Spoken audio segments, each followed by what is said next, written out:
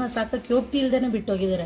ಆದ್ರೆ ನೀವು ಅವ್ರಗಳಿಗೆಲ್ಲ ದೇವರಾಗಿ ಕಾಪಾಡ್ತಿದ್ದೀರಲ್ಲ, ಅದ್ರಲ್ಲೊಂದು ನಾವೊಂದು ಸೇವೆ ಮಾಡೋಣ ಅಂತ ಅನಿಸ್ತು ಸರ್. ಅದಕ್ಕೋಸ್ಕರ ಇಲ್ಲಿ ಕರ್ಕೊಂಡ್ ಬಂದೆ ಸರ್. ನೀವು ಆಟೋ ಓಡಿಸ್ತೀರಾ ಇವತ್ತಿನ, ನನ್ ನಿಜವಾಗ್ಲೂ ಗ್ರೇಟ್ ಅನ್ನಿಸ್ತು. ಎಷ್ಟೋ ಜನ ಹೆಣ್ಮಕ್ಳು ದುಡ್ಕೊಂಡ್ ತಿನ್ನಕ್ಕೆ ಹಿಂದೆ ಮುಂದೆ ನೋಡೋವಂಥವ್ರು ಇದಾರೆ ತುಂಬಾ ಜನ. ಸೊ ಅಯ್ಯೋ ಏನಪ್ಪ ನಾನು ಕೆಲಸ ಓಡಬೇಕಾ ಅಥವಾ ನಾನು ಆಟೋ ಓಡಿಸ್ಬೇಕಾ ಅಂತ ಯೋಚನೆ ಮಾಡ್ತಾರೆ. ಆಮೇಲೆ ಆಟೋ ಓಡಿಸೋದು ಅಷ್ಟು ಈಸಿಯಾದ ಮಾತು ಅಲ್ಲ ಸೊ ಹೆಣ್ಮಕ್ಳು. ಆದರೆ ನೀವು ಎಷ್ಟು ಅದನ್ನು ಹೇಗೆ ಎದುರಿಸ್ತಿದ್ದೀರಾ, ಮತ್ತು ಸಮಾಜಕ್ಕೆ ಒಂದು ಮೆಸೇಜ್ ಅಂತ. ಈಗ ಎಷ್ಟೋ ಜನ ಕಷ್ಟದಲ್ಲಿರ್ತಾರೆ, ಅವ್ರಿಗೆ ಏನು ಮಾಡ್ಬೇಕಂತಾನೆ ಗೊತ್ತಾಗಲ್ಲ, ಬಟ್ ಈ ಥರನೂ ದುಡ್ಡು ತಿನ್ಬೋದು ಅನ್ನೋದಕ್ಕೆ ನೀವು ಒಂಥರ ಮಾದರಿ ನೀವು. ಸೊ ಏನು ಹೇಳಕ್ಕೆ ಇಷ್ಟಪಡ್ತೀರಾ ಹೆಣ್ಮಕ್ಳಿಗೆ, ನೊಂದಿರೋಂಥ ಹೆಣ್ಮಕ್ಳಿಗೆ? ದಯವಿಟ್ಟು ಧೈರ್ಯ ಕಳ್ಕೊಬೇಡಿ ಅಂತ ನಾನು ಹೇಳ್ತೀನಿ. ಯಾಕೆಂದರೆ ಸುಮಾರು ಇದೇ ಕೆಲಸ ಅಂತಿಲ್ಲ, ಪ್ರತಿಯೊಂದು ಕೆಲಸದಲ್ಲೂ ನಾವು ಸಂಪಾದನೆ ಮಾಡ್ಬೋದು, ಧೈರ್ಯವಾಗಿ ಸಾಕ್ಬೋದು ಅನ್ನೋದು ಹೆಣ್ಮಕ್ಳುಗಳಿಗೆ ನಾನು ಹೇಳ್ತಿರೋದು. ಆಟೋ ಅಂತಾನೆ ಇಲ್ಲ, ಕ್ಯಾಬ್ಗಳು, ಪ್ರತಿಯೊಂದು ಲಾರಿ ಡ್ರೈವರ್ ಆಗಲಿ ಎಲ್ಲರೂ ಆಗಿದ್ದಾರೆ.